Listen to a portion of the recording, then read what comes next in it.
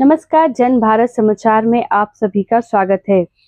पुणे के श्री तुलसीबाग सार्वजनिक गणेश उत्सव मंडल ट्रस्ट द्वारा इस साल अपने 125 वर्षों का गौरवशाली रौप्य महोत्सव मना रहा है। इस गौरवशाली 125 वर्ष के पूरे होने पे ट्रस्ट द्वारा विभिन्न धार्मिक व सामाजिक कार्य किए जा रहे हैं। इस विशेष अवसर को और भी पावन बनाने के लिए ट्रस्ट की ओर से गणपति मंदिर में सेवा दे रहे पुजारियों के सम्मान में एक भव्य समारोह का आयोजन किया गया।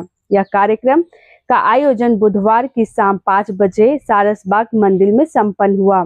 इस अवसर पर गणेश मंदिर में वर्षों से निस्वार्थ सेवा दे रहे पुजारियों को सम्मान चिन्ह, शॉल और श्रीफल देकर उनका आदर पूर्वक सम्मान किया गया।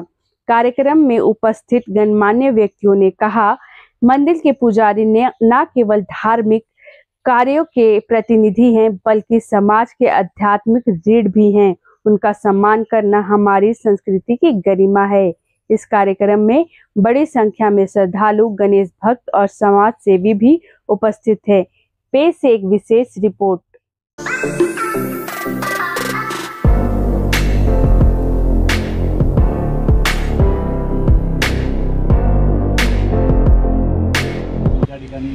स्वागत करतो, त्यांना वंदन करतो आणि या निमित्ताने व्यासपीठावर उपस्थित असलेले देवस्थानचे अध्यक्ष माननीय पुण्याचं ग्रामदैवत श्री कसबा गणपती त्याचे अध्यक्ष श्री भाऊ शेटे, तांबडी जोगेश्वरी मंडळाचे प्रशांतजी टिकार, तुळशीबाग मंडळाचे अध्यक्ष विकासजी पवार, नितीनजी पंडित, सर्व पदाधिकारी आणि विविध गणेश मंडळांचे अध्यक्ष प्रतिनिधी, अतिशय हृद्य असा कार्यक्रम हा नितीनजी आपण ठेवलेला आहे।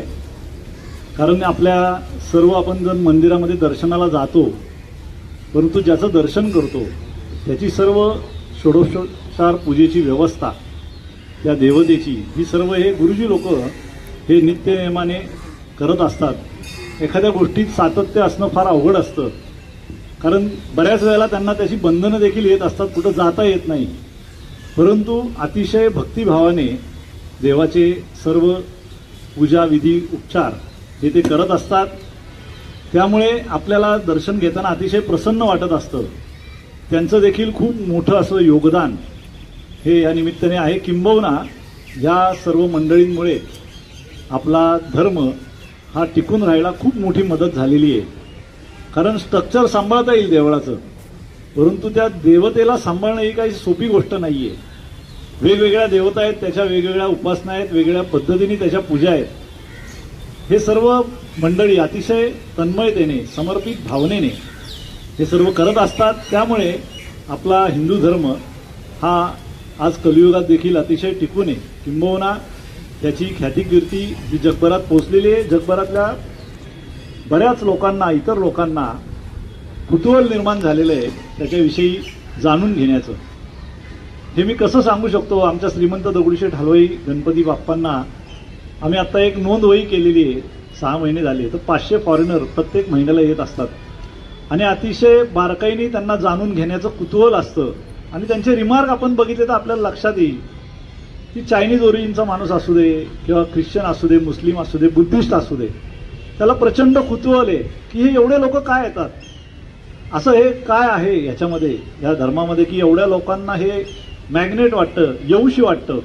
त्यांना खूप मोठं कुतूहल आहे। परंतु ह्याच्यात सर्वात मोठी जी गोष्ट आहे, जे मोठं जे कार्य आहे, जे मोठं योगदान आहे, हे सर्व गुरुजी मंडळींचं आहे।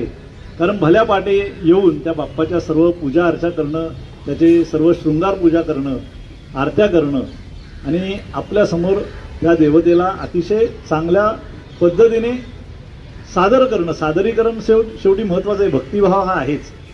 त्या निमित्ताने दर्शन घेणाऱ्याला सुद्धा अतिशय प्रसन्न वाटत असतं। त्यामुळे आपल्या सर्वांप्रती मी मनापासून कृतज्ञता व्यक्त करतो, मंडळाचे या ठिकाणी अभिनंदन करतो। इथेच थांबतो। धन्यवाद। जय गणेश।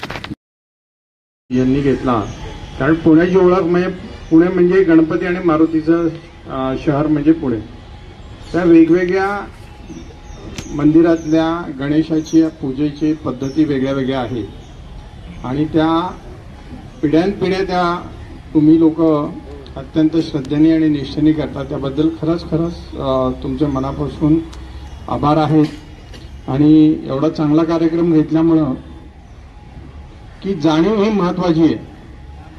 सगळ्या आपल्या ब्रह्मवृंदाला बोलवणं आणि त्यांचा सन्मान करणं म्हणजे या परंपरेचा सन्मान आहे।